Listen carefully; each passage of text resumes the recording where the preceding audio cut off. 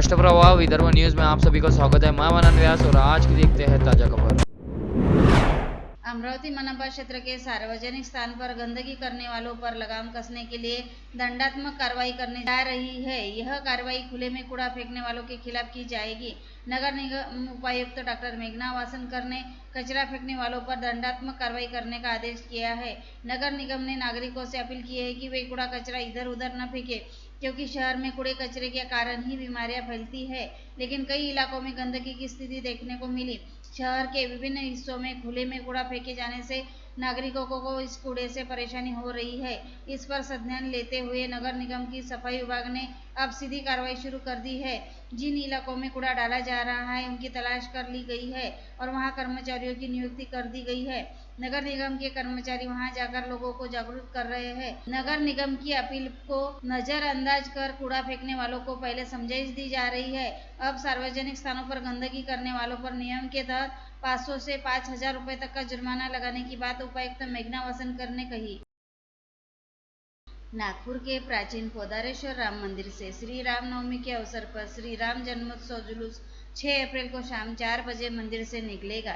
जुलूस का मोमिनपुरा सहित 4 स्थानों पर मुस्लिम भाइयों द्वारा स्वागत किया जाएगा। इस जुलूस में सभी धर्म के लोग शामिल होते हैं। इसकी जानकारी जुलूस आयोजन समिति के शुक्रवार को मंदिर में आयोजित संवाददाता सम्मेलन में दी। पोदारेश्वर राम मंदिर के प्रबंध ट्रस्टी पुनीत पोद्दार ने प्रेस कॉन्फ्रेंस में कहा, इस साल श्री राम जन्मोत्सव शोभा यात्रा का 58वां साल है। हर साल रामनवमी जुलूस में बड़ी संख्या में मुस्लिम समुदाय के लोग शामिल होते हैं। इस वर्ष भी जुलूस का मोमिनपुरा, नाला साहब चौक और अन्य 2 स्थानों पर मुस्लिम भाइयों द्वारा स्वागत किया जाएगा। कुछ दिन पहले पूर्व मंत्री अनित असमद, पूर्व पार्षद और मुस्लिम समुदाय के गणमान्य लोगों के साथ बैठक हुई थी। वे भी जुलूस में शामिल होंगे। इस बीच मंदिर समिति भी हर साल नियमित रूप से ईद या अन्य उर्स रैलियों का स्वागत करती है। इस मौके पर यह भी कहा गया कि यह प्रथा जारी रहेगी। नागपुर में हाल ही में हुई हिंसा का हिंदू मुस्लिम भाईचारे के बीच सौहार्द पर कोई असर नहीं पड़ेगा। इस वर्ष की शोभा यात्रा में 90 से अधिक दर्शनीय झांकियां आम जनता का ध्यान आकर्षित करेगी। झांकियों में कुंभ मेले से संबंधित एक आकर्षक रथ भी होगा। विगत 40 वर्षों से चली आ रही परंपरा के अनुसार इस वर्ष भी श्री रामनवमी शोभा यात्रा समिति द्वारा रामनवमी पर्व के उपलक्ष्य में आगामी रविवार 6 अप्रैल को अमरावती शहर में भव्य दिव्य शोभा यात्रा का आयोजन किया जा रहा है, जिसके लिए तमाम तैयारियां अब अपने अंतिम चरण में है। साथ ही इस वर्ष रामनवमी पर्व पर निकाली जाने वाली शोभा यात्रा कई मायनों में भव्य दिव्य एवं ऐतिहासिक रहने वाली है, जिसके लिए समूचे शहर को भगवामय किया जाएगा। इस आशय की जानकारी आज यहाँ बुलाई गई। पत्र वार्ता में श्री राम नवमी शोभा यात्रा समिति तथा विश्व हिंदू परिषद व बजरंग दल के अमरावती महानगर पदाधिकारियों द्वारा दी गई। यह शोभा यात्रा रविवार 6 अप्रैल को शाम 4:30 बजे बालाजी प्लॉट स्थित परम पूज्य संत मुख्य यजमान निकिता व जयेश राजे पवार के हाथों श्रीराम दरबार का पूजन व महाआरती करते हुए पूजनीय संत महंतों के आशीर्वचन प्राप्त कर शाम 5:30 बजे शोभा यात्रा का प्रारंभ किया जाएगा। इस शोभा यात्रा का प्रमुख आकर्षण खाटू नरेश श्री श्याम बाबा के भव्य दरबार की झांकी और रामरथ रहेंगे। साथ ही इस शोभा यात्रा में ढोल ताशा पथक, वारकरी धिंडी, आदिवासी नृत्य, बैंजो पथक, हरिपाठ मंडल, महापुरुषों की प्रतिमाओं, साहसी खेल दिखाने वाले पथक एवं सामाजिक संदेश देने वाली विभिन्न झांकियों का समावेश रहेगा। शोभा यात्रा में शामिल सर्वोत्कृष्ट झांकियों हेतु 7 पुरस्कार भी तय किए गए हैं। इस शोभा यात्रा की सुरक्षा हेतु बजरंग दल के 250 से 300 बजरंगी तथा महिलाओं की सुरक्षा हेतु दुर्गा वाहिनी की 100 से 150 दुर्गा की तैनाती रहेगी। शोभा यात्रा बालाजी प्लॉट से प्रारंभ होकर राजापेट, राजकमल, श्याम चौक, जयस्तंभ चौक, शरद चौक, जवाहर गेट व गांधी चौक होते हुए वकील लाइन स्थित श्री गजानन महाराज मंदिर पहुंचेगी, जहां पर श्री राम दरबार की आरती कर इस शोभा यात्रा का समापन होगा।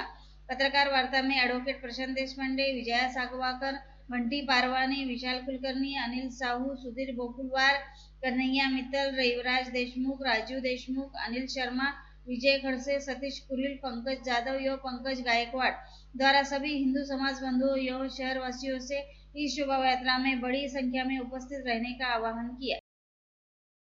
जिले की 5 वर्ग सहकारी संस्था, जिसमें निंबा सेवा सहकारी संस्था, नांदुरा भू सेवा सहकारी संस्था, नांदगांव पेठ विविध कार्यकारी सेवा सहकारी संस्था, जलका हीरापुरा सेवा सहकारी संस्था और पूर्णा नगर सेवा सहकारी संस्था के व्यवस्थापन समिति के चुनाव का बिगुल बज गया है। आगामी 11 मई को यह चुनाव होने जा रहा है। उसी दिन मतदान के बाद मतगणना होगी और नतीजे घोषित किए जाएंगे। इच्छुकों को इसके लिए 9 अप्रैल तक नामांकन दाखिल करने की अवधि दी गई है। कार्यकाल समाप्त होने से चुनाव के लिए पात्र रहे सेवा सहकारी संस्था के चुनाव जिला उप निबंधक कार्यालय ने घोषित किए हैं। अमरावती विधानसभा निर्वाचन क्षेत्र की विधायक सुलभा खोड़के व विधान परिषद सदस्य संजय खोड़के द्वारा आज एक साथ मनपा मुख्यालय पहुंचकर शहर के विकास से संबंधित विभिन्न मुद्दों को लेकर मनपा अधिकारियों की क्लास ली गई और दोनों विधायकों ने मनपा अधिकारियों को विकास कामों के संदर्भ में आवश्यक दिशा निर्देश भी जारी किए। इस समय विधायक खोड़के दंपति द्वारा सहायक संचालन नगर रचना कार्यालय द्वारा विकास कामों के नियोजन का जायजा लिया। शहर के विभिन्न प्रभागों में बनाई जाने वाली नालियों के तथा शहर में बनाए जाने वाले रास्तों की उपयोगिता का मुद्दा भी उपस्थित किया और कहा कि शहर में भविष्य की जरूरतों को ध्यान में रखते हुए निर्धारित चौड़ाई वाली सड़कों का निर्माण किया जाना चाहिए। बैठक में मनपा आयुक्त व प्रशासक सचिन कलंत्रे, अतिरिक्त आयुक्त शिल्पा नाईक, अतिरिक्त आयुक्त महेश देशमुख, नगर रचना अधिकारी घनश्याम वाघाड़े, राकापा के शहराध्यक्ष प्रशांत डवरे, पूर्व महापौर एडवोकेट किशोर शेळके, पूर्व स्थायी सभापति अविनाश मार्डीकर, राकापा पदाधिकारी उपस्थित थे। खेत के विवाद को लेकर अपनी पत्नी को पीटे जाने की खबर पति को जैसे ही मोबाइल फोन पर मिली तो उसे दिल का दौरा पड़ गया। इससे पति की हालत गंभीर होने पर इलाज के दौरान मौत हो गई।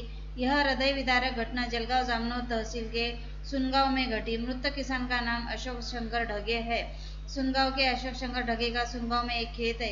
इस खेत को लेकर पिछले कई महीनों से विवाद चल रहा है और मामला फिलहाल कोर्ट में विचाराधीन है। अशोक ढगे की पत्नी कुसुम ढगे और बेटा प्रतीक ढगे खेत में लगे संतरे के पेड़ में पानी देने गए थे। उस समय पड़ोसी वसंत लक्ष्मण ताड़े ने खेत में धुरे पर घास फेंकने को लेकर विवाद शुरू किया, जिसके बाद मारपीट शुरू हुई, जिसकी जानकारी पिता को मिलने से उनकी हृदयघात से मौत हो गई। जलगांव जामनोद पुलिस आगे की जांच कर रही है।